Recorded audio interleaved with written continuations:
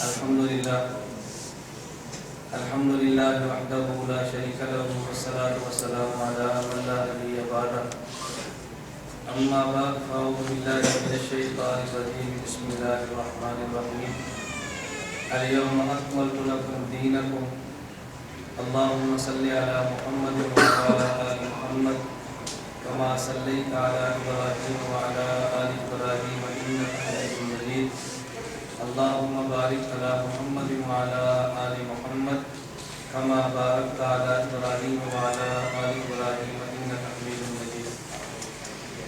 گرامی قدر سامعین، جس طرح آپ حضرات نے دعوت ناموں کے ذریعے پڑھ لیا ہے کہ ہمارے آج کے سیمینار کا عنوان ہے مقام فکر، اور ہمارا آج کا یہ سیمینار براہ راست یورپ، کینیڈا، امریکہ، انگلینڈ اور دیگر کئی ممالک میں نشر کیا جا رہا ہے. الحمدللہ بہت بڑی تعداد میں ہمارے سامنے جو اس وقت بیرون ملک بیٹھ کے براہ راست اس کو دیکھ رہے ہیں، اس سے استفادہ فرما رہے ہیں. ہم نے اتحاد اہل سنت والجماعت کے پلیٹ فارم پہ جس کام کا آغاز کیا تھا، اس کے ساتھ ہم نے احناف میڈیا سروس کے نام پہ مستقل اپنی ایک سروس کا آغاز کیا، اور اس کو ہم کوشش کریں گے الیکٹرانک اور پرنٹ میڈیا بنیاد پر اپنے موقف کو پوری دنیا میں بغیر سیاست اور بغیر عسکریت کے پیش کریں، خالص دلائل کے ساتھ علمی انداز میں اپنی آواز کو پیش کریں. کون ہماری بات قبول کرتا ہے، کون مسترد کرتا ہے، یہ معاملہ ہمارا نہیں ہے، یہ ہمارے سننے والے سامعین کا ہے. تو آج کے سیمینار میں میں اپنے موضوع پر گفتگو کروں گا. اس حوالے سے قرآن کریم کی ایک آیت کریمہ کے میں نے چند ایک الفاظ تلاوت کیے. اللہ رب العزت مجھے دلائل کے ساتھ اپنی بات کو پیش کرنے کی توفیق عطا فرمائے. آپ حضرات کی خدمت میں ہمارے اسٹیج سے اعلان کیا جا چکا ہے کہ ہم اپنے تمام سیمینار اور پروگرام میں بھرپور کوشش کرتے ہیں کہ وقت پہ پروگرام کا آغاز ہو اور بر وقت پروگرام کا اختتام ہو. آج بھی انشاءاللہ آپ حضرات اس بات کا خود مشاہدہ فرمائیں گے کہ ہم بر وقت اپنے پروگرام کو ختم کریں گے اور اپنے عنوان پہ مکمل اور مدلل سیرت حاصل گفتگو بھی آپ کے خدمت میں پیش کریں گے انشاءاللہ. اللہ رب العزت ہمیں اس مشن میں کامیابی عطا فرمائے، اللہ ہمیں اخلاص عطا فرمائے، اور آپ حضرات خانہ اور ہماری پوری اس دعوت کو اللہ رب العزت آخرت میں نجات کا ذریعہ بنا دے. آپ حضرات کے ذہن میں ایک بات آئے گی کہ مقام فکر اس سیمینار کو منعقد کرنے کی وجہ کیا ہے. میں گزارش کروں گا کہ اس سیمینار کو اس عنوان پر منعقد کرنے کی وجہ بہت سارے حالات وہ ہیں جو آپ کے علم میں ہیں، اور اس سے زیادہ حالات بین الاقوامی سطح پہ وہ ہیں جو آپ کے علم میں نہیں. ہمارے اس وقت اسلام اور عیسائیت کا جو پوری دنیا میں تقابل چل رہا ہے، سیاستدان اور نظر سے دیکھتے ہیں، تاجر اور نگاہ سے دیکھتا ہے، اور عالم کے سامنے سیاست، تاجر اور ساری چیزیں موجود ہیں. اس لیے بحیثیت عالم اور پیغمبر کا وارث ہونے کے لیے کسی اور زاویے سے دیکھتے ہیں. دنیا بھر میں عیسائیت کی طرف سے قرآن کریم پہ ایک بہت بڑا اور حدیث مبارک پر بہت بڑا الزام اور اعتراض عائد کیا جاتا ہے کہ قرآن کریم اور احادیث مبارکہ اگر آپ ساری لے لیں، قرآن کریم کی آیات کو لیں تو 6666 یا لگ بھگ، بعض آیات کو 2-4 کم کی ہیں، بعض میں زیادہ کی ہیں، اور احادیث مبارکہ کے متون کو آپ دیکھیں. ایک ہے حدیث کی سند، ایک ہے حدیث کا متن. سند اور متن میں کیا فرق ہے ہم آپ کو سمجھتے ہیں. میں دوسرے حضرات کی خدمت میں عرض کروں گا بڑے آسان سے الفاظ کے ساتھ. مثلا صحیح بخاری کی آخری حدیث ہے، حضرت امام بخاری رحمۃ اللہ علیہ نے حدیث مبارک بیان فرمائی ہے، کلمتان حبیبتان الی الرحمن خفیفتان علی اللسان ثقیلتان فی المیزان. یہ حدیث مبارک بیان فرمائی ہے کہ 2 کلمے ایسے ہیں جو اللہ کو بہت محبوب ہیں، زبان پہ بہت ہلکے ہیں اور میزان میں بہت وزنی. سبحان اللہ و بحمدہ سبحان اللہ العظیم. یہ امام بخاری رحمۃ اللہ حدیث بیان فرمائی ہے. اس حدیث کو کہتے ہیں حدیث مبارک کا متن. اور پھر اس حدیث مبارک کی امام بخاری رحمۃ اللہ علیہ نے جو راویوں کے ساتھ سند بیان فرمائی ہے کہ مجھ سے فلاں نے بیان کیا، اس نے فلاں نے بیان کیا، اس راویوں کے واسطے کو سند کہتے ہیں. ایک حدیث کا متن ہوتا ہے اور ایک حدیث مبارک کی سند ہوتی ہے. میں سند کی بات نہیں کرتا، میں متن کی بات کرتا ہوں. رسول اکرم صلی اللہ علیہ وسلم کی ایک حدیث ہے کہ سردی کے موسم میں یا گرمی کے موسم میں اگر کسی بندے نے موزے پہنے ہیں، کیونکہ موزے کا استعمال ہمارے یہاں سردی ہوتے اس لیے ہم اس کو سردی میں ذکر کرتے ہیں، جیسے عربی میں کہتے ہیں مسح الخفین، موزے پر مسح کرو۔ اب حدیث تو ایک ہے لیکن نقل کرنے والے چونکہ اس کو اگر 70 صحابہ ہیں تو محدثین فرمائیں گے کہ موزے پر مسح کرنے کی روایات 70 بنتی ہے۔ حدیث ایک ہے، نقل کرنے والے 70 ہیں، تو جو حدیث کا متن ہے اس متون کے اعتبار سے بعض محدثین نے کہا 4000 بنتی ہے، بعض نے کہا 6000 بنتی ہے، بعض نے کہا 10000 بنتی ہے، اور ایک اور یہ ہے کہ 50000 بنتی ہے۔ اب آیات کو دیکھیں تو 6500 کے لگ بھگ، احادیث کو دیکھیں تو 50000۔ اب یہودیت اور عیسائیت کی طرف سے بہت بڑا اعتراض یہ ہے کہ آپ حضرات کہتے ہو کہ قرآن کریم اور یہ حدیث مبارک اور دین کامل ہے، ان میں قیامت تک آنے والا جب بھی کوئی مسئلہ پیش آئے گا تو آپ کو جواب ملے گا۔ مسائل ہم بتاتے ہیں، تم قرآن کریم کی آیت پڑھ کے جواب دے دو، مسئلہ ہم بتاتے ہیں، تم حدیث مبارک پڑھ کے اس کا جواب دے دو۔ یہ ان کا بہت بڑا ایک اعتراض تھا، اور یہ اعتراض کیوں تھا؟ یہ ہمارے ایک اعتراض کے جواب میں بطور رد عمل کے اعتراض آئے۔ یہودی اس وقت تورات کو پڑھتا ہے، عیسائی انجیل کو پڑھتا ہے، میں اس بحث میں نہیں پڑھتا کہ تورات تعریف شدہ ہے، انجیل تعریف شدہ ہے، اس کو بدل دیا گیا ہے، یہ ایک الگ موضوع ہے۔ ہم صرف انی اتنی بات کہتے ہیں اگر تورات اور انجیل تعریف شدہ نہ بھی ہو، ہمارے موجودہ حالات کے اعتبار سے تورات اور انجیل مکمل مسائل میں رہنمائی نہیں کرتی۔ ہمیں مسائل پیش آتے ہیں، تورات اس کا حل نہیں دیتی، مسائل پیش آتے ہیں، انجیل اس کا حل نہیں دیتی۔ جب ہم مسائل پیش کرتے ہیں تو رد عمل میں عیسائی بھی کہتے ہیں کہ مسائل پیش آتے ہیں تمہارے قرآن میں بھی جواب نہیں ہے، مسائل پیش آتے ہیں تمہاری حدیث میں بھی جواب نہیں ہے۔ تو اگر یہ بنیاد ہے تورات انجیل کے ناقص ہونے کی، تو یہی بنیاد اگر قرآن اور حدیث مبارک اور دین کے ناقص ہونے کی بنیاد ہے، ہم مسائل پیش کریں گے تو اس کا جواب دے دو۔ مثال کے طور پر میں چاہتا ہوں کہ مسائل پیش کرتا ہوں وضاحت کے لیے، آپ حضرات کی الجھن دور ہو جائے۔ کیا ایسے مسائل بھی ہیں کہ جن کا تذکرہ قرآن کریم کی حدیث مبارک میں صاف لفظ موجود نہیں؟ آج کے دور میں ہمارے یہاں جدید پیش آمدہ مسائل تھوڑے نہیں ہیں، بہت سارے مسائل ہیں، اور میرا خیال ہے مسائل گنیں گے تو شاید گنتی زیادہ آپ کر لیں اور اس کا جواب اگرچہ فقیہ اور مفتی دے گا، لیکن مسائل گنتی میں مسائل کو گننے کے اعتبار سے اعداد و شمار آپ کے پاس زیادہ ہو۔ مثلا آج کے دور میں مسئلہ پیش آتا ہے آزاد کی پیوند کاری کا، ایک آدمی کا بائی پاس آپریشن ہے، تو کہتے ہیں جی اس کا فلاں رگ جو ہے فلاں جگہ سے کاٹ دو اور فلاں جگہ پہ لگا لو۔ ایک جگہ سے عضو کو کاٹ کے دوسری جگہ پہ لگانا یہ حلال ہے تو قرآن کی آیت پڑھ دیں، اگر حرام ہے تو قرآن کی آیت پڑھ دیں، حلال ہے تو حدیث پڑھ دیں، اگر جائز ہے تو حدیث پڑھ دیں، ناجائز ہے تو حدیث مبارک پڑھ دیں۔ اس پر آپ قرآن کریم کی آیات دیکھیں گے تو صریح آیت نہیں ملے گی، حدیث مبارک اگر دیکھیں گے تو صریح حدیث نہیں ملے گی، تو پھر عیسائی کہے گا پھر مان لو نا کہ بہت سارے مسائل ایسے ہیں جو قرآن کریم میں بھی نہیں ہیں اور بہت سارے مسائل ایسے ہیں جو حدیث مبارک میں بھی نہیں ہیں۔ آج کے دور میں بہت بڑا مسئلہ پیش آتا ہے کہ آپ ایک بیمار کو اسپتال میں لے کر جاتے ہیں اور ڈاکٹر صاحب وہاں سے کہہ دیتے ہیں کہ ان کا آپریشن ہوگا، اس کے لیے آپ کو 10 بوتلوں کا بندوبست کرنا پڑے گا، 10 بوتلیں خون کی لائیں، اس کے بغیر کام نہیں چلتا۔ اب آپ پہلے مدرسے میں جائیں، کسی عالم سے پوچھیں کہ یہ والد صاحب بیمار ہیں، ہم نے 10 بوتلیں خون ڈاکٹر نے مانگی، ہم دینا چاہتے ہیں، تو قرآن کی آیت پڑھ کے دیں کہ بیٹے کا خون باپ کو لگ سکتا ہے، آپ ہمیں حدیث پڑھ کے دیں کیا بیٹے کا خون باپ کو لگ سکتا ہے۔ اب یہ آپ کو قرآن کریم میں بھی نہیں ملنا، حدیث مبارک نہیں ملے گا، تو عیسائی کہتا ہے پھر مان لو نا قرآن کریم اور حدیث مبارک اور دین میں تمہارے سارے مسائل موجود نہیں۔ پہلے دور میں لوگ نماز پڑھتے، امام نماز پڑھتا، مقتدی سن لیتا، لوگ کم ہوتے، اگر مجمع بہت بڑھ جاتا تو مکبر کے ذریعے امام کی آواز کو پیچھے پہنچا دیا جاتا، نماز ہو جاتی۔ لیکن ہمارے آج کے دور میں سہولت ہے، اب امام تکبیر کہتا ہے اور مکبر کی ضرورت نہیں ہے، آپ نے مائک پہ اللہ اکبر کہہ دیا، 1 لاکھ بندے نے لاؤڈ سپیکر پہ آواز کو سنا، آپ نے لاؤڈ سپیکر کی آواز سن کے اللہ اکبر کہا تو آپ کی نماز ہو جائے گی۔ آپ قرآن کی آیت پڑھیں اور اس میں لاؤڈ سپیکر کی بات کریں، آپ حدیث مبارک پڑھیں اور اس میں آپ لائف کی بات کریں۔ تو جب یہ مسئلہ قرآن حدیث میں نہیں ملے گا تو عیسائی کہے گا ہم کہتے نہ تھے تمہارے دین میں مسائل پورے موجود نہیں، تمہارے دین میں ناقص ہے۔ اس نے میں صرف چند ایک مسائل کی نشاندہی کروں، اور ہمارے آج معاشرے میں ایک بہت بڑا مسئلہ پیش آ رہا ہے، یہ شادیوں کے حوالے سے۔ مسئلہ کیا ہے؟ ایک ہی خاندان کے بہت سارے افراد بیرون ملک ہیں، اسی خاندان کے بہت سارے افراد کسی اندرون ملک پاکستان میں ہے، لڑکا لاہور میں ہے، اور جس لڑکی سے نکاح کرنا چاہتا ہے اپنے والدین کے ساتھ انگلینڈ میں ہے، اگر لڑکا وہاں باہر ہے تو لڑکی والے یہاں پر ہے۔ بس اوقات ہمارے اس دور میں ویزے کے حوالے سے ایسے مسائل پیش آتے ہیں کہ نہ یہ وہاں جا سکتا ہے نہ لڑکی کو لا سکتے ہیں، اور بہت سے لوگ آپ نے دیکھے کہ نکاح ہو گیا، اب ان کے کاغذات مکمل کرو، اس پر ویزا لگے گا، پھر باہر جائیں گے۔ اب بتائیں اگر ایک بندہ ایک جگہ پر ہو اور ایک بندہ دوسرے ملک میں ہو، لڑکی اور لڑکے کا ملک الگ ہے، مجلس ایک نہیں ہے، تو کیا ٹیلی فونک نکاح جسے کہتے ہیں، ٹیلی فونک نکاح ہو جائے گا یا نہیں ہوگا؟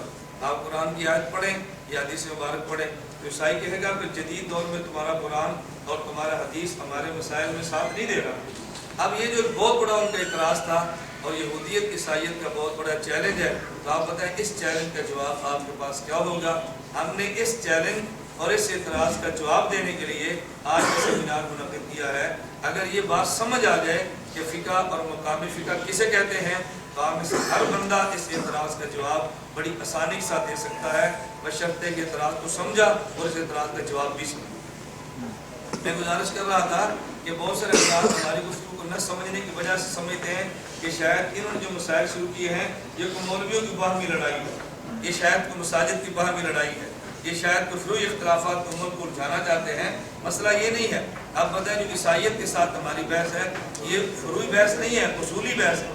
ہمارے دین پر جو بھی اعتراض ہوگا اس اعتراض کا جواب دینا ہمارے ذمہ ہے، اور ہمارا میں ایک معذرت کے ساتھ کہتا ہوں بہت بڑا المیہ یہ ہے، ہم اگر وسائل اسباب کی وجہ سے اپنی بات کو الیکٹرانک یا پرنٹ میڈیا پر نہیں کہہ سکتے، ہمارے پاکستان کا بہت بڑا طبقہ کہتا ہے۔ یہی بات اگر آپ کے ملک کے ساتھ ملنی ہوئی سرحدات کے پار رہنے والا ایک بندہ، میں مثال کے طور پہ بات کہتا ہوں ڈاکٹر ذاکر نائک، یہی بات اگر وہ کہہ دیں عیسائیت کا جواب دیتے ہوئے، آپ نے کہنا بہت بڑی بات کی تھی کہ عیسائیت کا جواب دیا، اور یہی بات لاہور میں کہہ دوں پگڑی باندھ کر تو آپ نے کہنا دیکھو مولوی صاحب نے مذہبی بحث چھیڑ دی۔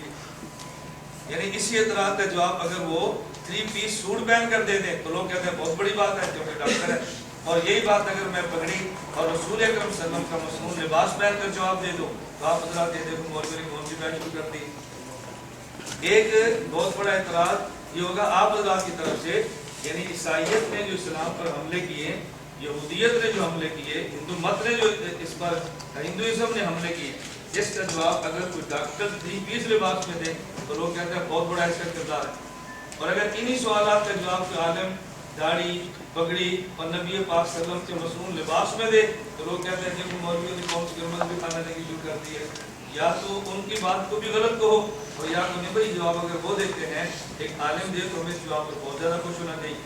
توجہ اپنی طرف رکھیں، یہ مسئلہ کن کا ہے؟ ان کا جو علماء نہیں ہے، اور جو ہمارے علماء حضرات و علمی برادری ہے ان کی طرف سے جہاں مسئلہ پیش ہو جائے گا۔ اگر آپ عیسائیت کے چیلنجز کا جواب دینے کے لیے الیکٹرانک میڈیا کا سہارا لیں گے ہمارے طبقے نے کہنا ہے یہ آپ نے کیا کر دیا، دیکھو آپ ویڈیو پر آگے، آپ کی CD بن گئی، آپ چینل پر آگے، آپ نے حرام اور نجائز کام کر دیا، اس چینل پر تو یہودی کو آنا چاہیے تھا، اس میڈیا پر تو عیسائی آتا، اس میڈیا پر تو مرزائی آتا، وہ لوگ اپنے عقائد بیان کرتے، یہ کیا کہ تم نے اس کے اوپر آپ پر جوابات دینے شروع کر دیے۔ اب بتاؤ جس محاذ پہ اسلام دشمن اعتراض کرے گا اسی مقام پہ کھڑے ہو کے ہمیں جواب دینا کھا کھائی؟ جب چینل پر اعتراض ہوں گے تو جواب چینل پر ہوگا نا، جب اعتراض ان کے میڈیا پر ہوں گے تو جواب میڈیا پر ہوگا۔ ابھی عجیب بات، اعتراض کرنے والا چینل پر بیٹھا ہے اور میں مسئلے بیٹھ کر اس بندے کو جواب دیتا ہوں کہ جس کی چینل تک دسترس نہیں ہے۔ ہمارا چونکہ تعلق اور ایک معاشرے سے نہیں ہے، بحیثیت عالم ہماری فکر بین الاقوامی سطح پہ ورلڈ لیول پہ سوچتی ہے کہ دنیا بھر میں جہاں بھی مسلمان کو مسئلہ پیش آئے ہماری ذمہ داری بنتی ہے کہ بحیثیت عالم مسائل کا حل امت کے سامنے پیش کریں۔ یہ تو میں نے مختصر سے تمہید پیش کی ہے یہ بات سمجھانے کے لیے کہ ہمارے آج کے سیمینار کو آپ اس تناظر میں نہ دیکھیں کہ یہ مسلمانوں کے باہمی اور فروعی اختلاف ہیں، اس تناظر میں دیکھیں کہ یہ عالم اسلام اور عالم عیسائیت کے مابین جو ہونے والے اعتراضات اور مکالمات ہیں یہ ان کا جواب ہے۔ اس بات کو ذہن میں رکھنا بہت ضروری ہے۔ اب میں آپ کی خدمت میں عرض کرتا ہوں فقہ کی تعریف اور مقام، جب میں یہ بات شروع کروں گا تو پھر آپ کے سامنے خود بخود آئے گا کہ عیسائیت کے اس اعتراض کا جواب کیسے بنتا ہے اور عیسائیت کے اعتراض کا جواب کیا ہے۔ سوال اور اعتراض تو آپ کے ذہن میں ہے نا، ہمارا سوال کیا تھا یا ہمارا اعتراض کیا تھا؟ تورات انجیل کو قبول نہ کرنے کی ایک بنیادی بہت بڑی وجہ کیا تھی کہ ہمارے موجودہ دور کے مسائل کا حل تورات اور انجیل نہیں دیتے.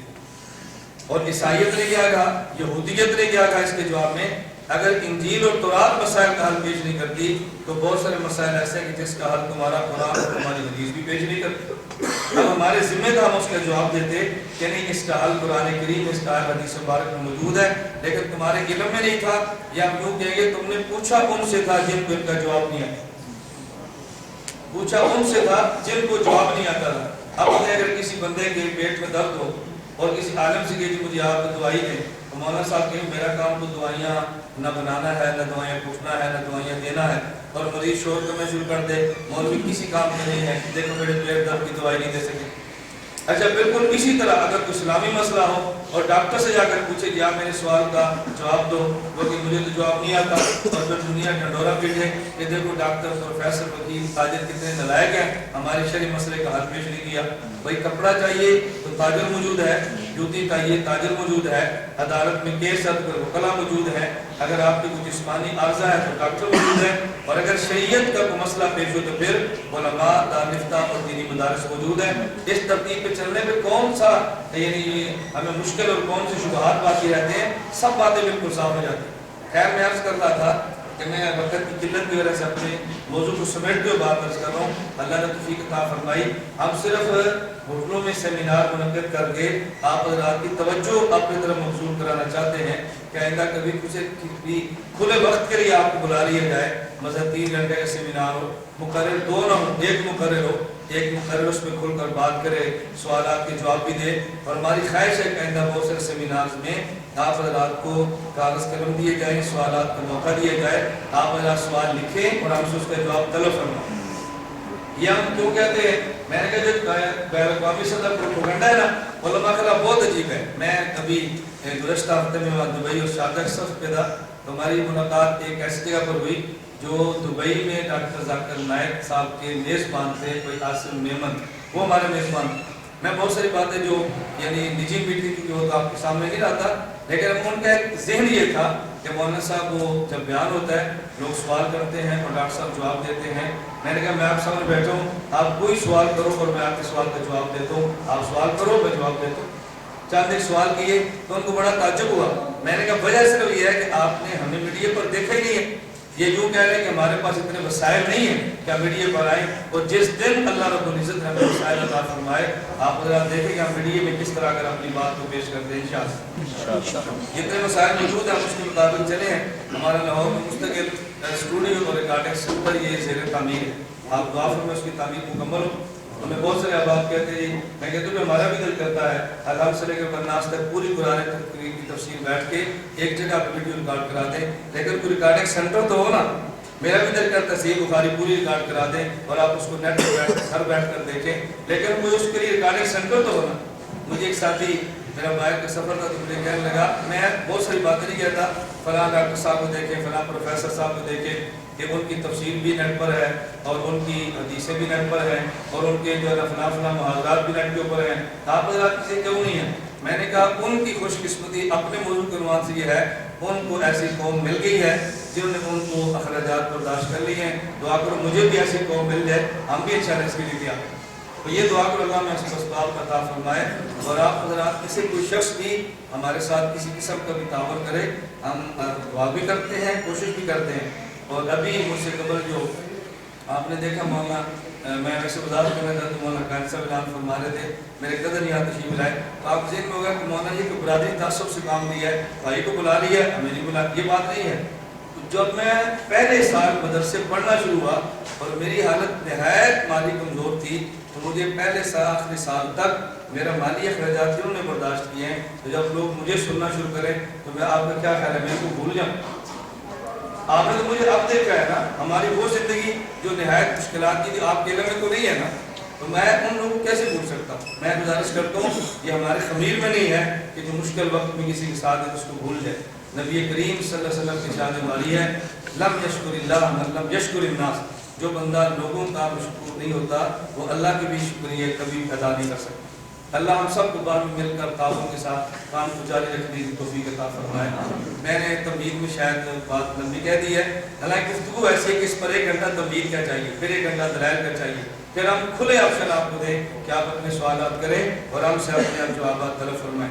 میں نے گزارش شروع کی ہے، بس یہ ذہن سے نکال دو کہ میڈیا پر اس بندے کا کام ہے جو 3 پیس سوٹ میں ہے اور جو حضور کے مصنون لباس میں ہے، وہ میڈیا پر آ کر بات نہیں کر سکتا.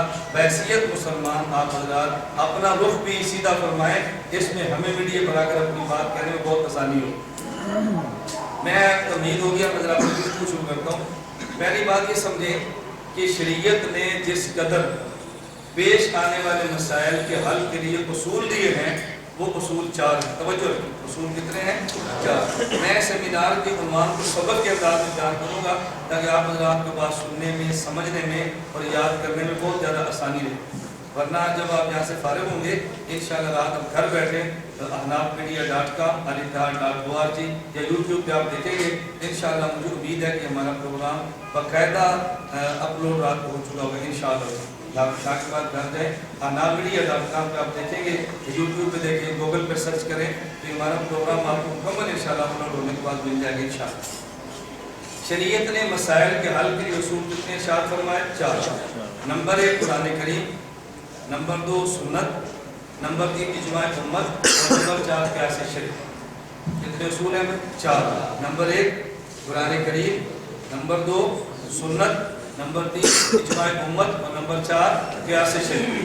اور یہ چاروں اصول قرآن کریم میں نمبر 1 فرمایا اتبعوا ما انزل الیکم من ربکم، قرآن کریم میں ہے.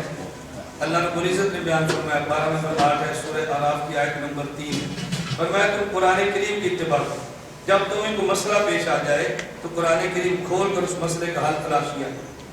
اگر قرآن کریم میں کوئی مسئلہ نہیں مل رہا، دوسرا اصول اتباع سنت، نبی پاک صلی اللہ علیہ وسلم کی سنت، تمہیں وہاں سے مسئلہ ملے گا. 12 نمبر 3 سورہ آل عمران آیت نمبر 31. قل ان کنتم تحبون اللہ فاتبعونی یحببکم اللہ.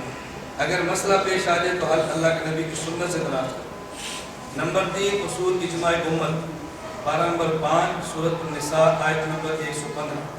وَمَن يُشَاقِقِ الرَّسُولَ مِن بَعْدِ مَا تَبَيَّنَ لَهُ الْهُدَىٰ وَيَتَّبِعْ غَيْرَ سَبِيلِ الْمُؤْمِنِينَ نُوَلِّهِ مَا تَوَلَّىٰ وَنُصْلِهِ جَهَنَّمَ. حضرت محمد بن ادریس امام شافعی رحمۃ اللہ علیہ سے کسی بندے نے پوچھا کہ اجماع حجت شرعیہ ہے، اس کی دلیل قرآن سے پیش کریں. امام شافعی رحمۃ اللہ علیہ نے 3 دن اور 3 رات قرآن کی تلاوت کی. ایک قرآن دن کو پڑھتے، ایک قرآن رات کو پڑھتے. 6 مرتبہ قرآن کریم ختم فرمایا اور 3 دن کے بعد فرمانے لگے اجماع امت کے حجت شرعیہ ہونے کی دلیل قرآن کریم کی ہے. نمبر 4 قیاس شرعی، یہ دلیل شرعی ہے اور حجت ہے، اس کا مسئلہ مستنبط فرما سکتا ہے ایک مجتہد. 12 نمبر 21 سورہ لقمان آیت نمبر 15 وَاتَّبِعْ سَبِيلَ مَنْ أَنَابَ إِلَيَّ. میں نے 4 آیات اس بات پہ پیش کی ہیں کہ مسئلے کے حل کے لیے نمبر 1 قرآن، نمبر 2 سنت، نمبر 3 اجماع امت اور نمبر 4 قیاس شرعی. اسی طرح یہی 4 دلائل حدیث مبارک میں موجود ہیں. نبی کریم صلی اللہ علیہ وسلم کے صحابی حضرت معاذ رضی اللہ عنہ کو حضور نے جب یمن میں بھیجا اور عامر گورنر اور والی بنا کے بھیجا اور مفتی بنا کے بھیجا، نبی پاک نے پوچھا کہ نعرض لک قضا بما تقضی یا معاذ. اے لوگ جب اے معاذ لوگ اس سے مسئلہ پوچھیں گے تو بتایا مسئلے کے جواب کیسے دیں.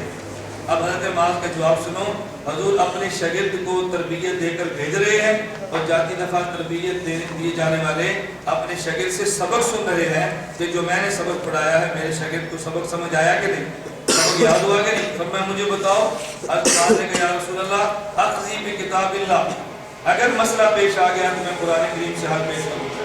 فرمایا فَإِن لَمْ تَجِدْ، اگر تجھے کسی مسئلے کا حل قرآن کریم میں نہ ملے یعنی بسنت رسول اللہ، حضور میں اللہ کے نبی کی سنت سے مسئلہ پیش کروں گا. فرمایا فَإِن لَمْ تَجِدْ، اگر تجھے سنت میں مسئلہ نہ ملے تو پھر حضرت معاذ کہنے لگے اجتہد برائے، اللہ کے نبی میں پھر اجتہاد اپنی رائے سے کروں گا. اجتہاد کا معنی پھر میں قیاس شرعی کروں. نمبر 3 رسول اکرم صلی اللہ علیہ وسلم اتنے خوش ہوئے حضرت معاذ رضی اللہ تعالیٰ نے سینے مبارک پر ہاتھ رکھا تاکہ میرے شاگرد کا سینہ کھل جائے. نبی پاک کے ہاتھ مبارک رکھنے سے تاکہ میرے شاگرد کا سینے کھلے، شرح صدر ہو. پھر فرمایا الحمدللہ الذی وفق رسول رسولی لما یرضی بہ رسول. اے اللہ میں تیرا شکر ادا کرتا ہوں کہ تو نے میرے شاگرد کو اس بات کی توفیق عطا فرمائی اللہ جس سے میرا پیغمبر راضی اور خوش. اجماع دلیل شرعی ہے. یہ صحیح بخاری میں روایت موجود ہے، عبداللہ بن عمر رضی اللہ عنہ کے راوی ہیں، فرمایا ان اللہ لا یجمع امت محمد علی الضلالہ، میری امت کبھی بھی گمراہی پر جمع نہیں ہوگی، جس مسئلے پر امت کو علماء کا اجماع ہوگا وہ مسئلہ ٹھیک ہوگا، درست ہوگا، غلط نہیں ہو سکتا۔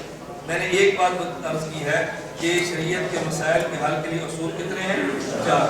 نمبر 1 قرآن کریم، نمبر 2 سنت، نمبر 3 اجماع امت، اور نمبر 4 قیاس شرعی۔ اب توجہ رکھنا، اس کے بعد میں آپ کو لگاؤں کہ فقہ کا معنی کیا ہے۔ جب فقہ کا معنی سمجھ آئے گا پھر اعتراضات کا جواب شروع ہوگا۔ فقہ کا معنی جو مسئلہ، کوئی مسئلہ قرآن سے نکلے گا، کوئی مسئلہ سنت سے ملے گا، کوئی مسئلہ اجماع امت سے ملے گا، اور کوئی مسئلہ قیاس شرعی اجتہاد سے ملے گا۔ فقہ کا معنی سمجھیں، قرآن، سنت، اجماع امت اور قیاس شرعی سے ثابت شدہ مسئلے کا نام فقہ۔ قرآن، سنت، اجماع امت اور قیاس شرعی سے ثابت شدہ مسئلے کا نام فقہ ہے۔ اب مجھے بتاؤ یہ جو 4 اصول ہیں یہ قرآن نے دیے کہ نہیں؟ یہ 4 اصول حدیث مبارک نے دیے کہ نہیں؟ اب ہم یوں کہیں گے کہ عیسائیت کو بہت سارے مسائل وہ ہیں کہ جو قرآن کریم براہ راست حل کرتا ہے، بہت سارے مسائل وہ ہیں کہ جن کو نبی پاک کی حدیث مبارک اور سنت براہ راست حل کرتی ہے، اور بہت سارے مسائل وہ ہیں کہ جن کو قرآن اور پیغمبر کی سنت کے دیے ہوئے اصول حل کرتے ہیں۔ اب ہم چیلنج کے ساتھ کہتے ہیں کہ تم دنیا بھر میں ایک مسئلہ پیش کرو جس مسئلے کا حل قرآن کریم اور پیغمبر کے دیے ہوئے اصولوں سے نہ حل نکلے، پھر ہم مان لیں کہ دین ناقص ہے، اور اگر رسول اللہ کے پیش کردہ اصول سارے مسائل کا حل پیش کر دیں تو تم یہ جھوٹ مت بولو کہ دین ناقص ہے، بلکہ تمہیں ماننا پڑے گا کہ دین کامل ہے۔ اب دنیا بھر کا ایک مسئلہ بتاؤ کہ جو قرآن کریم کے دیے ہوئے اصولوں سے پیش نہ ہو، قرآن حدیث مبارک میں پیش کردہ اصولوں سے حل نہ ہو، ایک مسئلہ بتاؤ۔ میں اس کی چھوٹی سی مثال دیتا ہوں بات کو سمجھانے کے لیے تاکہ مزید بات آسان ہو جائے۔ مزید بات، مثلا کوئی بندہ آپ سے پوچھے بھئی دنیا بھر میں مجھے ریاضی کی ایک کتاب دکھاؤ، کوئی بندہ پوچھے کہ دنیا بھر میں مجھے ریاضی کی ایک کتاب دکھاؤ کہ جس کتاب کے اندر یہ بات لکھی ہو، کوئی بندہ چیلنج سے پوچھے کہ دنیا بھر میں مجھے ریاضی کوئی ایک کتاب نکال کر دکھاؤ کہ جس میں یہ لکھا ہو کہ 2 چائے کے کپ جمع 2 چائے کے کپ یہ 4 کپ بنتے ہیں، یہ بات کسی کتاب میں لکھی مجھے بتاؤ کہ چائے کے 2 کپ جمع چائے کے 2 کپ یہ 4 کپ بنتے ہیں، مجھے کسی کتاب میں دکھاؤ۔ اب آپ ریاضی کی چھوٹی سے لے کر بڑی کتابیں کھولیں، یہ لکھا ہوا تو آپ کو نہیں ملے گا کہ 2 چائے کے کپ جمع 2 چائے کے کپ 4 کپ بنتے ہیں، لیکن ریاضی میں یہ لکھا تو ملے گا نا کہ 2 جمع 2 4 ہوتے ہیں۔ میری بات سمجھ آ رہی؟ بھئی یہ تو ملے گا نا کہ 2 جمع 2 4، یہ جو ریاضی نے اصول دیے 2 جمع 2 4 ہوتے ہیں، اب جو بھی 2 جمع 2 ملاتے جائیں گے تو کتنے بنے گے؟ اب کوئی بندہ کہے کہ 2 کپ جمع 2 کپ چائے 4 کپ ہوتے ہیں، یہ ریاضی میں تو نہیں ہے۔ ہم نے کہا ریاضی میں تھے لیکن جناب کو نظر نہیں آئے، وہ ریاضی کی چھوٹی سی کتاب میں نہیں ہوگی، جو ریاضی نے اصول لیا ہے، ان اصول سے قیامت تک جتنی بھی چیزیں 2 جمع 2 کرو گے تو جواب کیا نکلے گا؟ 4 آئے گا۔ اسی طرح ہم کہتے ہیں قرآن کریم نے جو اصول لیے ہیں ان اصولوں کی تہ میں شریعت کے مسائل چھپے پڑے ہیں، لیکن ان مسئلے کو نکالنا ہر بندے کا کام نہیں۔ ان مسائل کو جو شخص نکالتا ہے اور شخص کو امت کا مجتہد، امت کا فقیہ ہے، اس کو نکالنا ہر بندے کے بس پہ نہیں ہے۔ میں نے گزارش کیا نا کہ ہمیں اس کے لیے 3-4 گھنٹے کھلے چاہیے، اور کبھی آپ کو دوبارہ تکلیف دی تو امید ہے کہ آپ تشریف لائیں گے انشاءاللہ۔ میں یعنی بہت ساری باتیں ہیں، مسائل، ایک موضوع ایسا ہے کہ جو گھنٹوں چاہتا ہے ایک موضوع پر کھلی بات کی جائے۔ میں اس کی بہت ساری مثالیں حضرات کی خدمت میں پیش کیا کرتا ہوں کہ دیکھیں یہ مسئلہ قرآن کریم میں ہے لیکن بندے کو نظر نہیں آ رہا، یہ مسئلہ حدیث مبارک میں ہے لیکن عام بندے کو نظر نہیں آ رہا۔ اس پر مثالیں تو بہت ساری ہیں کہ آدمی قرآن کریم بھی پیش کرے، حدیث مبارک بھی پیش کرے۔ میں ایک مثال دیتا ہوں جو آج کے دور میں پیش آتی ہے۔ مثلا ایک شخص یہ بات دنیا سے جانے لگا، وفات کے وقت قریب ہے، اور اپنے بیٹے سے کہا کہ بیٹا دیکھو میری بیماری بڑھ گئی ہے، شاید میں زندہ نہ رہ سکوں، تمہاری شادی باقی ہے، تمہاری بہنوں کی باقی ہے، میرے مرنے کے بعد تم نے نکاح اپنے چچا کی مرضی کے بغیر نہیں کرنے، میں تمہیں تمہارے چچا کے حوالے کر کے دنیا سے جا رہا ہوں۔ ابا جی فوت ہو گئے، دنیا سے چلے گئے۔ اب وہ لڑکا کسی جگہ پہ شادی کرنا چاہتا تھا، چچا جی نے فرمایا کہ بیٹا اس جگہ نکاح نہیں کرنا، اس خاندان کا پس منظر بیک گراؤنڈ ہم جانتے ہیں کہ ہمارے لیے نقصان دہ ہے، ہماری فیملی کے لیے مفید نہیں ہے. تم جس بات کی اندر بہ رہے ہو بیٹا اس بات کو سمجھو. بیٹا جو آپ کہہ دیتا ہے زندگی میں نے گزارنی ہے یا آپ نے گزارنی ہے، میں اپنے مسائل مستقبل سمجھتا ہوں یا آپ سمجھتے ہیں، یہ جذبات کی بات کرتا ہے. اور چچا جذبات کی بات نہیں کرتا، وہ ان جذباتیت کے مراحل سے گزر چکا ہے. وہ اور زیادہ سوچتا ہے، لڑکا اور زیادہ سوچتا ہے. جب بات چلتی رہی بالآخر لڑکا کہتے چلو میں آپ کی بات مانتا ہوں، اگر میں نہیں مانتا تو میں بحیثیت مسلمان آپ سے بات کرتا ہوں، آپ کی بات نہ ماننے کا گناہ ہوگا. اللہ مجھ سے پوچھے کہ تم نے بات کیوں نہیں مانی. ابا چچا جی آپ ایسا کرو قرآن کریم کھول لو اور مجھے قرآن سے دکھا دو. اگر کہ قرآن کریم میں اللہ نے فرمایا ہو کہ چچا کی بات نہ ماننے کا گناہ ہوتا ہے تو میں آپ کی بات مان لیتا ہوں. اگر قرآن میں نہیں ہے تو پھر میں آپ کی بات نہ مان لوں. چلو میری زندگی جیسی گزرے گی، آخرت میں تو مجھے کوئی گناہ نہیں ہوگا نا. یہ شخص قرآن کا عالم تو نہیں تھا، قرآن کا مفسر تو نہیں تھا، لیکن سمجھدار بہت تھا. اس نے اس بچے کو پکڑا اور کہا کہ میں عالم نہیں ہوں، یہ مولانا صاحب سے مسئلہ پوچھ لیتے. مولانا صاحب سے پوچھا کہ ہمارے گھر کا یہ مسئلہ ہے، آپ ذرا بیٹے کو سمجھائیں. اب مولانا صاحب نے فرمایا کہ تمہارے جو گھر کے حالات اس وقت میں بات نہیں کرتا، لیکن جو شریعت نے سوال کیے میں اس کا جواب دیتا ہوں. وہ نے پوچھا کہ بیٹا یہ بتا کہ قرآن کریم میں یہ بھی ہے کہ اپنے باپ کو ناراض نہ کرنا، کہ یہ بھی لکھا ہے کہ اپنے باپ کی بات کو ماننا، کہ یہ بھی لکھا ہے کہ اپنے باپ کے سامنے اف بھی نہ کہنا، ہر حال میں باپ کی بات ماننا. اس نے کہا یہ تو لکھا ہے. انہوں نے کہا اچھا جب آپ کے ابا جی دنیا سے جانے لگے تو کیا کر گئے تھے؟ ابا جی نے فرمایا تھا میں دنیا سے چلا جاؤں تو چچا سے پوچھے بغیر شادی نہ کرنا، چچا کی بات ماننا. تو انہوں نے کہا جب ابا جی فرما کر گئے تھے آپ نے چچا کی بات مانی تو ابا جی کی مانی، اگر چچا کی نہیں مانی تو ابا جی کی نہیں مانی، تو ابا جی کو ماننی ابا جی کی بات نہ مانے تو گناہ ہوتا ہے نا. اس نے کہا جی ہوتا ہے. فرمایا پھر تم چچا کی مانو گے اس کا مطلب ہوگا کہ ابو کی بات مانی ہے، ابو کی بات مانو گے اس کا معنی اللہ خوش ہوں گے. چچا کی نہ مانی اس کا معنی ابو کو نہیں مانی، اور ابو کی نہ مانی تو خدا ناراض ہوگا. اب دیکھو مسئلہ قرآن میں تھا نا، لیکن مولانا صاحب کو پتہ تھا دوسرے کو پتہ نہیں. اب اگر ہم یہ بات کہیں کہ اگر اس طرح چچا کی بات بھی ماننی ضروری ہے تو بتاؤ قرآن کریم سے اس کا حل موجود ہے؟ حل موجود ہے لیکن عام بندے کو نظر نہیں آتا. میں اس کی ایک مثال حدیث مبارک سے دیتا ہوں. بڑا معروف واقعہ ہے کہ ایک جگہ پر مسئلہ پیش آ گیا. ایک خاتون عورت، مسئلہ کیا تھا؟ عورت فوت ہو گئی، میت عورت کو غسل دینا ہے. کیا یہ جو فوت شدہ عورت کو غسل دینا ہے، غسل دینے والی عورت وجود اس کا ناپاک تھا، ماواری کی حالت میں تھی. جا کے مسئلہ پوچھا بعض حضرات سے کہ مجھے بتائیں کہ اس حالت میں عورت غسل دے سکتی ہے؟ بعض علماء نے کہا جو خود کو حدیث کے نام سے متعارف کرا رہے تھے، انہوں نے کہا ہم نے تو جتنی بھی حدیث کتب کا مطالعہ کیا ہے کسی ایک حدیث میں مسئلہ درج نہیں ہے کہ ناپاک عورت میت عورت غسل دے سکتی ہے. جب حدیث قرآن میں ہے ہی نہیں ہم تجھے کیسے کہ دے سکتی ہے؟ یہ عورت پھر ایک فقیہ کے پاس گئی، مفتی صاحب کے پاس گئی. کہا جی مفتی صاحب آپ فرمائیں. فقیہ مفتی صاحب فرمانے لگے کہ اماں جی ایسی عورت میت عورت غسل دے سکتی ہے. اس نے پوچھا جی وہ لوگ جو حدیث کا نام لے رہے ہیں علماء حدیث، وہ تو کہہ رہے ہیں قرآن حدیث میں دلیل نہیں ہے. انہوں نے کہا نہیں اماں جی دلیل موجود ہے، حدیث میں موجود ہے. انہوں نے کہا کس حدیث میں ہے؟ انہوں نے کہا نبی کریم صلی اللہ علیہ وسلم مسجد نبی میں اعتکاف فرما رہے تھے. امی عائشہ رضی اللہ عنہ کا حجرہ بالکل مسجد نبی کے متصل ہے. اللہ آپ سب کو مدینہ منورہ لے جائے اور بار بار حضور کے روضے کی زیارت کی توفیق عطا فرمائے. وہاں جا کے اس منظر کو دیکھیں بندے کی بالکل کیفیت ہی بدل جاتی ہے. امی عائشہ فرماتی ہیں کہ رسول اکرم صلی اللہ علیہ وسلم گرمی کے دن تھے، غسل کا تیچا غسل کریں. مسجد سے تو اعتکاف والا غسل کے لیے باہر نکل نہیں سکتا. جب بلا ضرورت یعنی ویسے ہی اس نے ٹھنڈا موجود کرنے کے لیے چاہے تو نہیں باہر جا سکتا. تو رسول اکرم صلی اللہ علیہ وسلم کیا خواہش کی کہ چلو سر کو دھو لیں. امی عائشہ کہا کہ میں حضور کے سر کو دھو لوں. تو نبی کریم صلی اللہ علیہ وسلم نے مسجد نبوی میں بیٹھ کے اپنے سر مبارک کو جو پیچھے امی عائشہ کے حجرے میں کر دیا. خود حضور مسجد میں ہے، امی عائشہ اپنے حجرے میں ہے. امی عائشہ رضی اللہ عنہ فرماتی ہیں میں رسول اکرم صلی اللہ علیہ وسلم کے سر مبارک دھو رہی تھی وَأَنَا حَائِضٌ، حالانکہ میں ماہواری کی حالت میں تھی. فقیہ فرمانے لگے اگر امی عائشہ رضی اللہ عنہ ماہواری کی حالت میں نبوت کا سر دھو سکتی ہیں تو ناپاک وجود والی عورت میت عورت کو غسل بھی دے سکتی ہے. اب دیکھو مسئلہ حدیث میں موجود تھا نا، عام بندے کو نظر نہیں آیا اور فقیہ کو نظر آ گئے.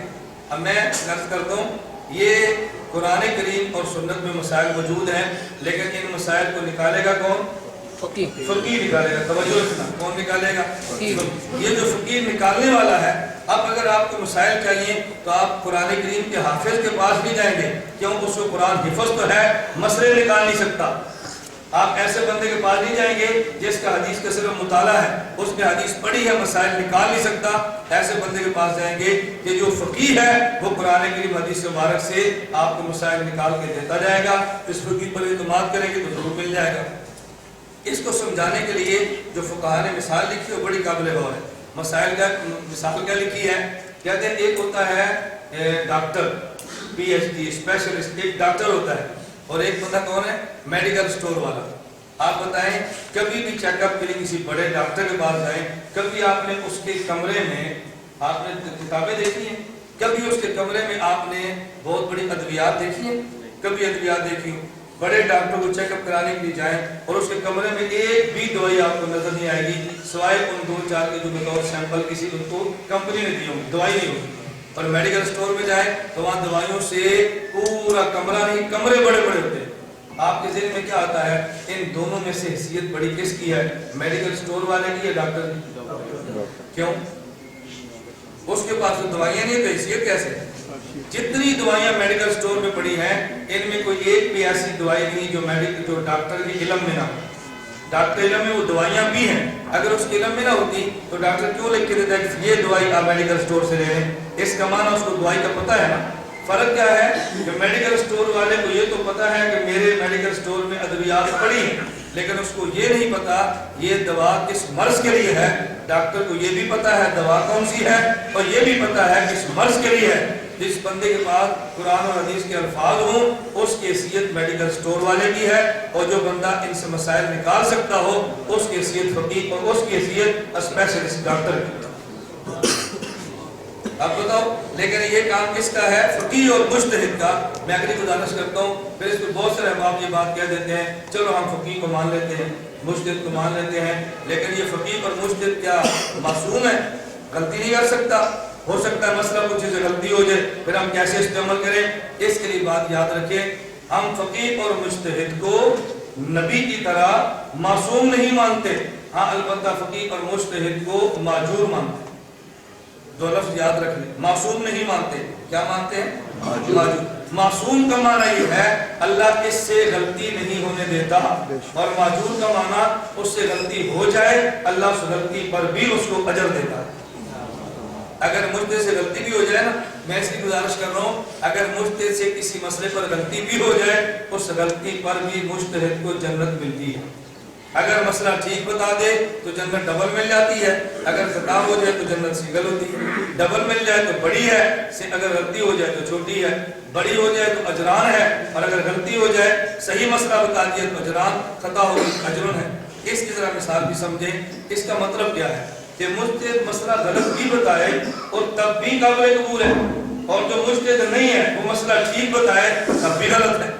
ہمارے بہت سے حضرات کہتے ہیں کہ مولانا صاحب مسئلہ پوچھ رہے ہیں جی، میں نے فلاں بندے سے پوچھا، اس نے حدیث دے کر بتا دیا، قرآن کی آیت دے کر بتا دیا، اس میں کیا غلطی ہے؟ میں نے کہا مسئلہ صرف اس سے پوچھے کہ جو مسائل کا اسپیشلسٹ ہے، فقیہ ہے، مفتی ہے، اس سے پوچھے۔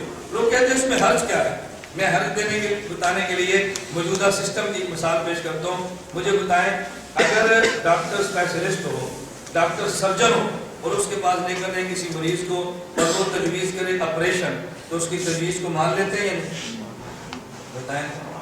اور اگر کوئی عطائی ڈسپینسر کہہ دے مان لیتے ہیں، تو بات تو دونوں نے ٹھیک کی ہے، اب اس کی بات نہیں مانتے، اس کی بات کیوں مانتے ہیں؟ اچھا اگلی بات میں کرتا ہوں، اگر یہ جو اسپیشلسٹ ڈاکٹر سرجن ہے اس کے پاس جائیں تو وہ لکھ کر دیتے ہیں بھی آپ لکھ دیں اگر دوران سرجری دوران آپریشن تمہارے اندر تمہارے پاس یہ مریض فوت ہو گیا تو ہم اس کے ذمہ دار نہیں ہوں گے، دستخط کرتے ہیں کہ؟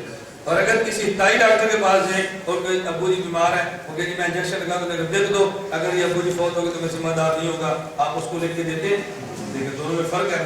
اچھا اگلی بات میں عرض کرتا ہوں، اگر اسپیشلسٹ اور سرجن ڈاکٹر کے پاس جائیں، وہ آپریشن کرتا ہے، دماغ کا آپریشن ہے، دل کا آپریشن ہے، اگر دوران آپریشن اللہ توفیق عطا فرمائے، اس نے آپریشن کیا، محنت کی اور آپریشن بالکل کامیاب ہوا، اور بہت اہم ڈاکٹر آپریشن تھا، 10 گھنٹے کا، 12 گھنٹے کا، 16 گھنٹے کا، بہت بڑے بڑے آپریشن بھی ہوتے ہیں۔ اگر اس نے یہ آپریشن کیا اور بالکل مریض ٹھیک ہو گیا، آپ کیا کریں گے؟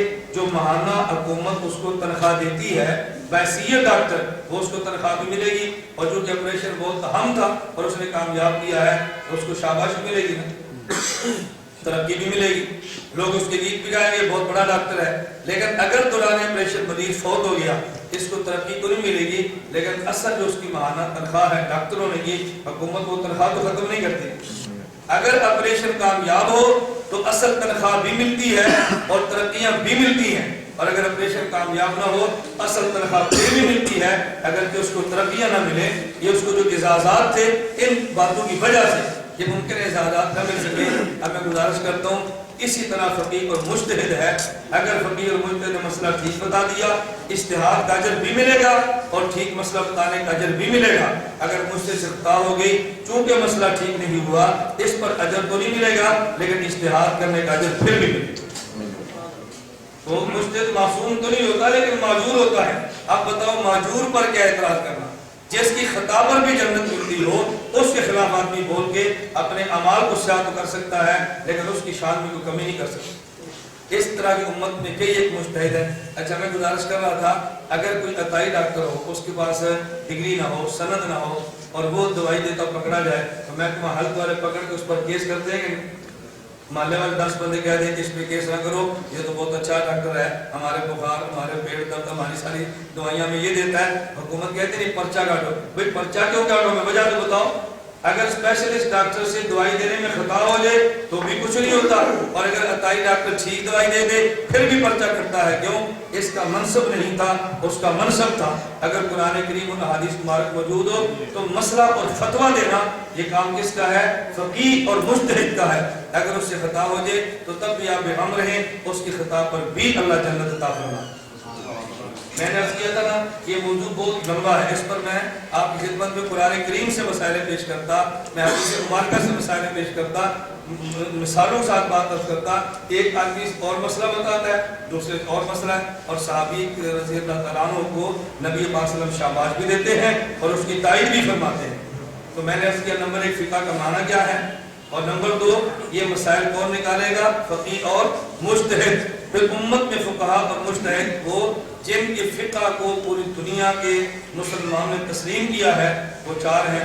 نمبر 1 امام اعظم ابو حنیفہ نعمان بن ثابت، نمبر 3 امام مالک بن انس، نمبر 2 امام مالک بن انس، نمبر 3 امام محمد بن ادریس شافعی، اور نمبر 4 امام احمد بن حنبل۔ یہ 4 ائمہ ہیں، لیکن ان چاروں میں سے جس امام کی فقہ پہ ہم عمل کرتے ہیں اس کا نام ہے امام اعظم ابو حنیفہ نعمان بن ثابت۔ کبھی لوگ پوچھتے ہیں آپ نے ان میں سے ایک کا انتخاب کیوں کیا؟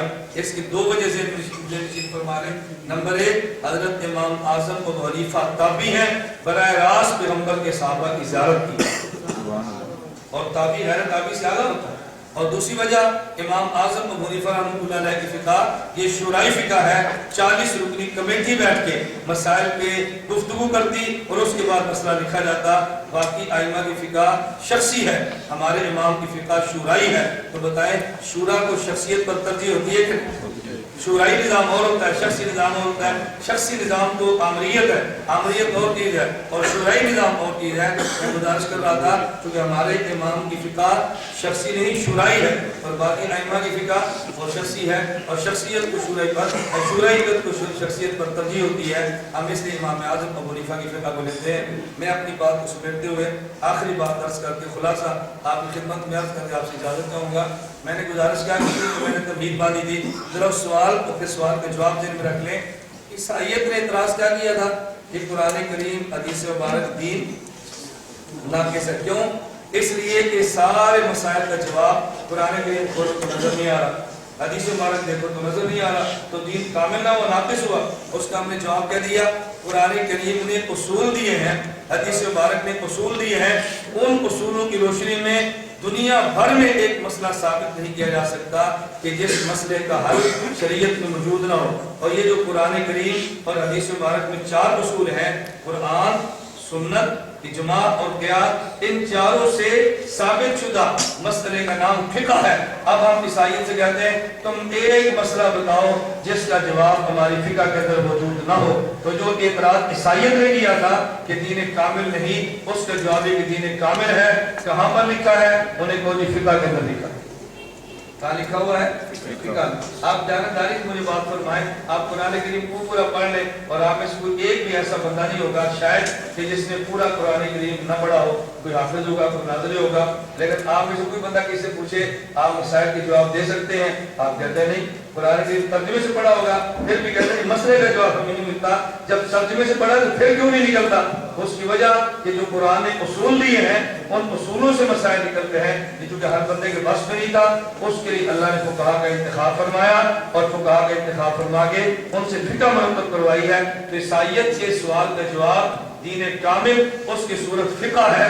فقہ کا انکار کرنے کا معنی ہم نے دین کو ناقص مانا ہے، اور فقہ کے اقرار کا معنی ہم نے دین کو کامل مانا ہے۔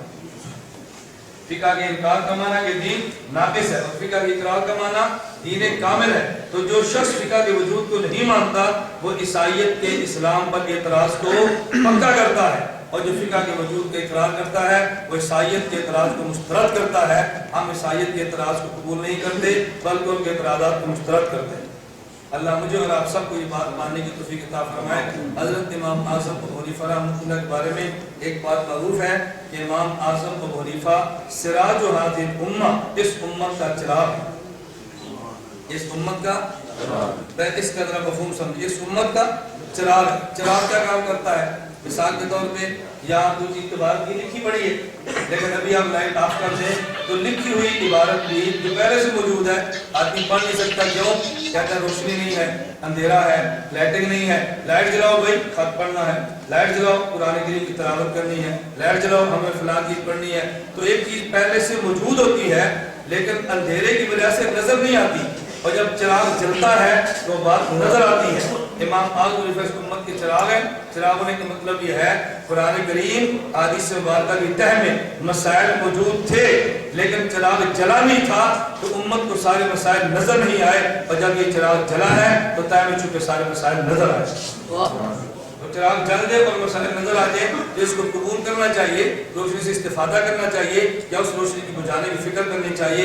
انشاءاللہ ثم انشاءاللہ یہ فقہ کو بھی ہم مانتے ہیں، حدیث مبارک کو بھی مانتے ہیں، اور قرآن کریم کو بھی مانتے ہیں۔ ہمارے ذمہ ہے کوئی شخص قرآن کریم کے خلاف بات کرے اسے بھی نہ مانے، حدیث مبارک کے خلاف بات کرے اسے بھی نہ مانے، اور فقہ کے خلاف بات کرے اسے بھی نہ تسلیم کریں۔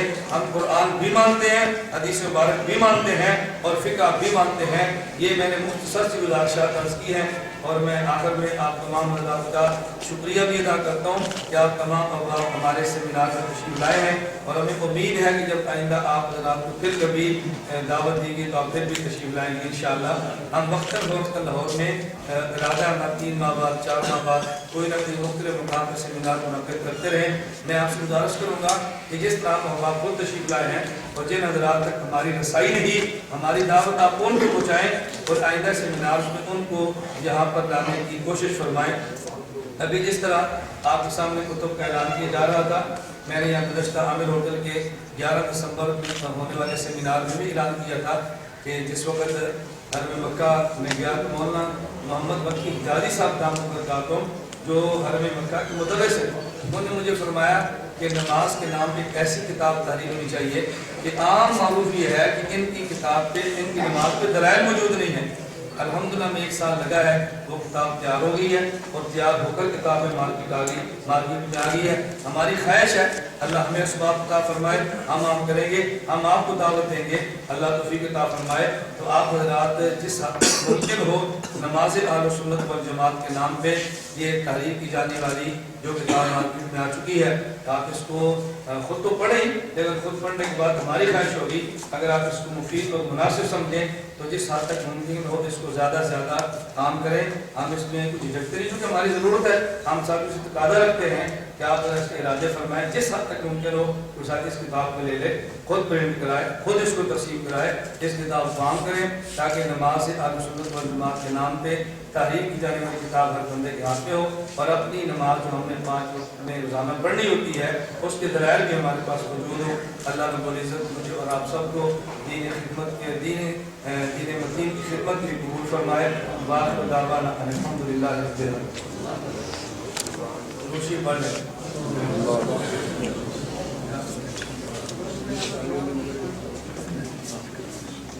دعا کے مختصر بات بھی آپ حضرات سے گزارش ہے کہ جو کھانا لگ گیا ہے تو مولانا فرما رہے تھے کہ پہلے کھانا یا پہلے نماز. میں نے کہا اس پر شریعت سے پوچھ لے، خود فیصلہ کیوں کرتے ہیں؟ پہلے کھانا اور پہلے نماز. مسئلہ یہی ہے اگر کھانا بالکل تیار موجود ہو تو پھر کھانا کھا لیں تاکہ طبیعت کھانے کی طرف متوجہ رہے گی تو نماز جلدی سے ادا نہیں کرے گا. تو کھانا جلدی میں کھا لیں اور نماز میں جلدی سے پڑھیں. ہمارے عموماً کیا ہوتا ہے چھیتی چھیتی نماز پڑھ لو پھر تسلی اور روٹی کھا لو. لا إله إلا الله لا إله إلا الله لا إله إلا الله ما لنا رب سوى لا إله إلا الله لا إله